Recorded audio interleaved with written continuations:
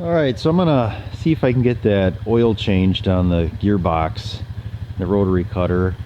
I'm also doing some before stuff because I want to clear that out. Some grass here. My plan was to just do that right away, but now my thought is, well, actually I got two thoughts. One being the oil is really cold. Overnight I think it was down to 45 degrees here, and it's still pretty cold. I think it just hit 50. I'm kind of underdressed for being out here. I didn't know how cold it was going to be, and I don't know that my transfer pump is going to be able to suck that gear oil out when it's that cold. So I'm gonna just do some mowing here to get that gearbox warm. And then the other thought is, if there is water in there, the oil should be floating and the water would be at the bottom, and that's really difficult to get it out.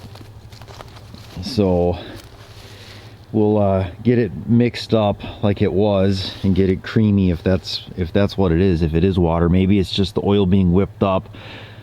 I'm not sure. I guess maybe we'll find out. So, and from what I read in the book, there is no way to drain it from the bottom. You have to use an actual, like a transfer pump or a siphon pump or something to get the oil out to change it. And I think it's water, maybe it's just whipped up, but when I did use it and it looked kind of creamy, the oil seemed way too light to be gear oil.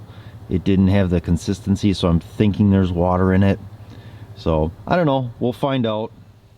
Alright, so I've been running it about an hour, maybe actually a little more than an hour, and that's what it looks like again. So I'm going to pull that plug out and we're going to try to, like I said, siphon some of that out of there.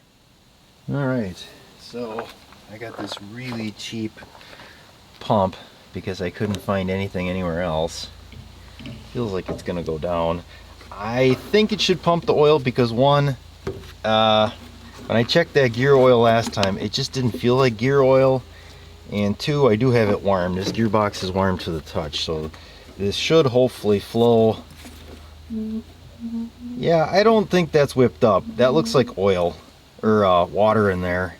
It definitely, holy smokes. Yeah, that is disgusting. It's not even the right color here, and it's real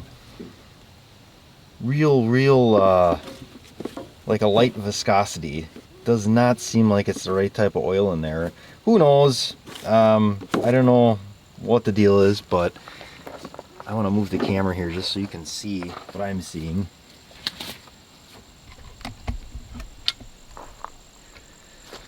So I'm using this old quart container here. I don't think there's more than a quart in that gearbox.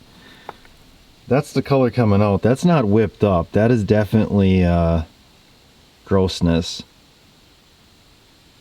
That's a lot of water mixed in. So I'm gonna pump this all out and see what we get. All right, I should have shortened up this hose here. This is gonna be, this hose maybe, oh, maybe this will stay. There is some resistance pushing this, but I do have a lot of hose on here. I probably could have got rid of some of these curly cues.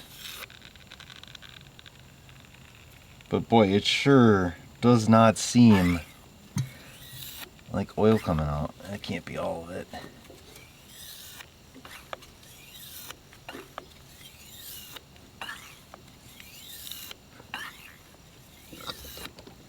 Oh man.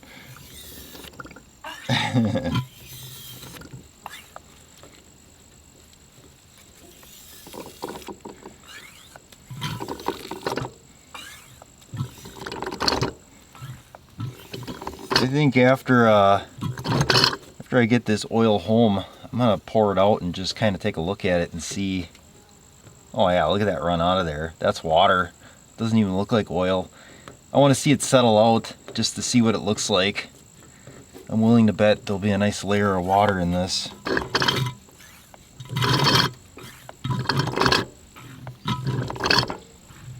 I might have to just fill it up today and then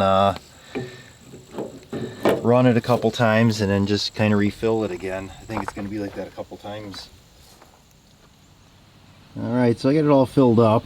What I used was just this Valvoline 80W90. I used almost all of it. I don't know how much I started with though. And I didn't really look in the book either. I wasn't too concerned. I figured it couldn't be more than a quart. So this is what I took. Oop, we're in a shadow here. That's what I took out. You can see it's pretty milky. And there was just a little bit in this container of this ATV 10W40. So it looks like about a little better than half a quart, or maybe a half a quart exactly, because there was a little bit in there. But you can see that's pretty milky white, and it, to me, the viscosity of it is way too thin to be 80-90, unless there's that much water in it. So I'm gonna run it, see how much we whip it up again, and then take a look in that sight glass just to see. Okay, so it's pretty milky again. Maybe there's that much water in there. I don't know, I thought about maybe pouring a little bit of isopropyl in there, but I don't know that would help anything. I gotta get it completely drained out is what I need to do. So I should probably have this thing covered up. And the other thing I remember is when I bought the unit, they had all of these rotary cutters up on edge. So they had one, I think, well, there's two or one of this, I don't even remember. I know I got the last one that wasn't sold, so maybe there was two there, but they had them stacked up like this size, and then the larger size, which is the 6 foot, and they were all standing on edge. So I just wonder if there wasn't water getting in through the vent in the top, because this top vent here isn't designed to be on its side. It's designed so that the water can't get in through here, because there's a small space in there for a vent. So maybe the gearboxes were filling up with water, because they were all outside, and like I said, they were just stacked up on end. So I'm not sure.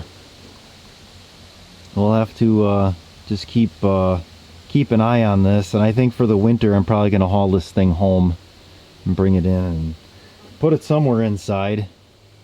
So here's some of the after. I came through and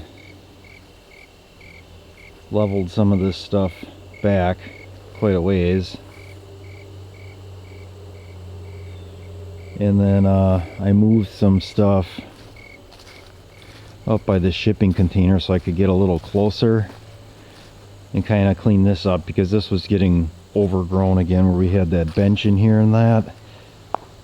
So I kind of cleaned that all out.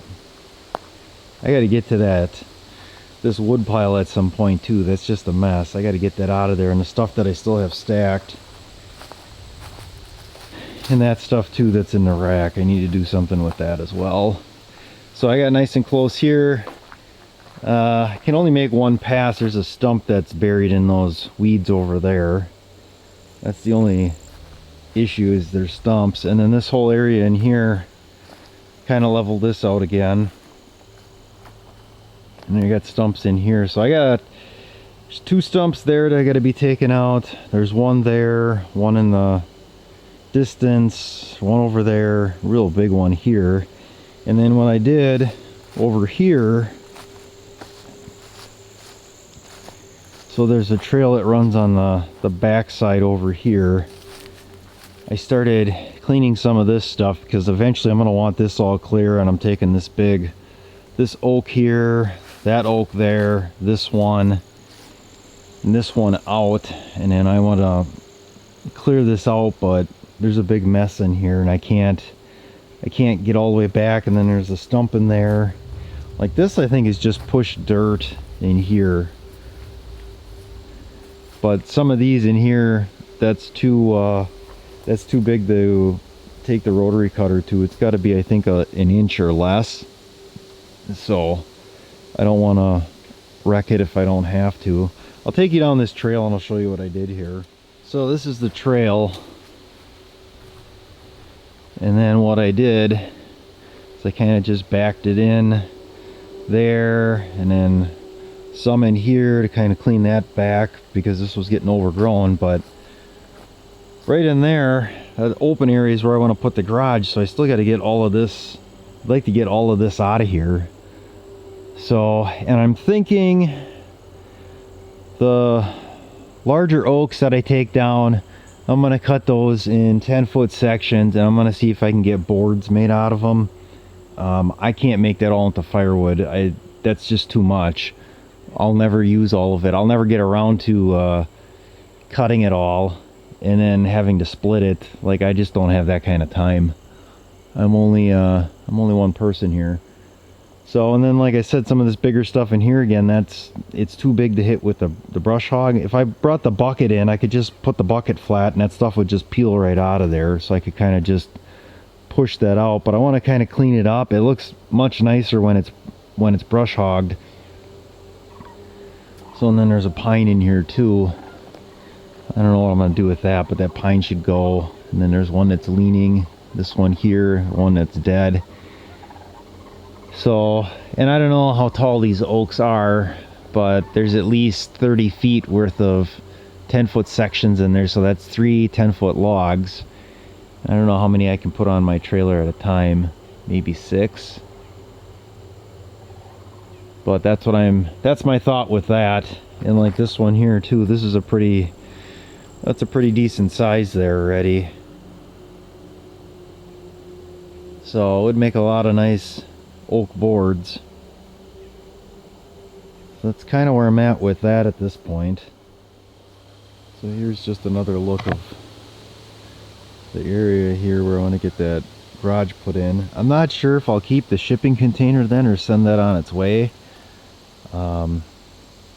And I'm not 100% sure on the garage side. Garage size. I've gone back and forth numerous times, and I don't want to build it too small, but I'd hate to have something that's too big that we wouldn't use.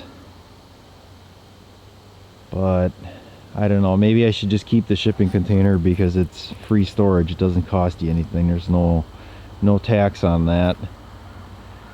But like this stuff in here I'd have to take out, just kind of clean this up. But there's bigger stuff just laying in here. And the other reason too I wanted to take that stuff down is so that when I do start dropping these trees, I don't have to deal with all the brush and stuff. It's nice to have the brush out of the way, and you can just get in there, make your cut, and drop it.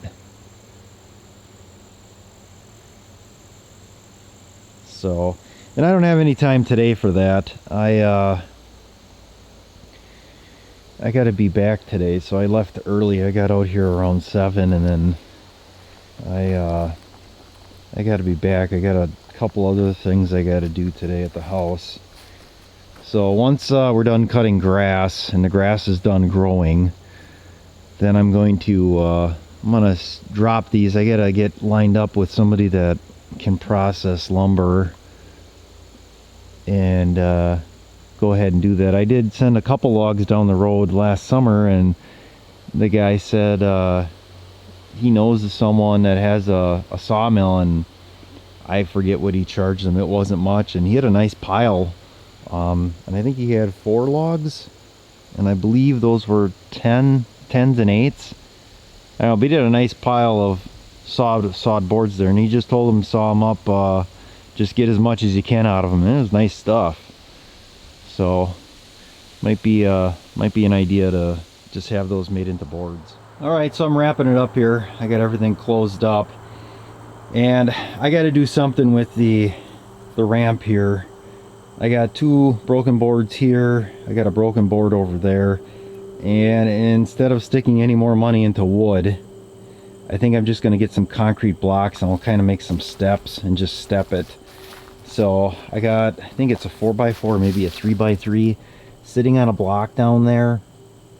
So if I bring that out maybe 3 block wide, and I'm just going to get the solid concrete blocks, the ones that are, I think they're 4 inches wide. They're either 3 or 4 inches wide, and they're solid. They're filled, they're not hollow. And I'll do that for a ramp. That'll be a little bit more permanent than what this is. So I just noticed something too over on the shipping container here. It says first maintenance examination due is 5 of 2021. So that's funny. They could have still been using this, but instead it got sent on its way. So that's what I'm gonna do. I got to remember to bring some block out here, and I'll just trash that ramp. There's not much left of that. It's pretty rotten. And I thought that would have lasted longer, but I guess not.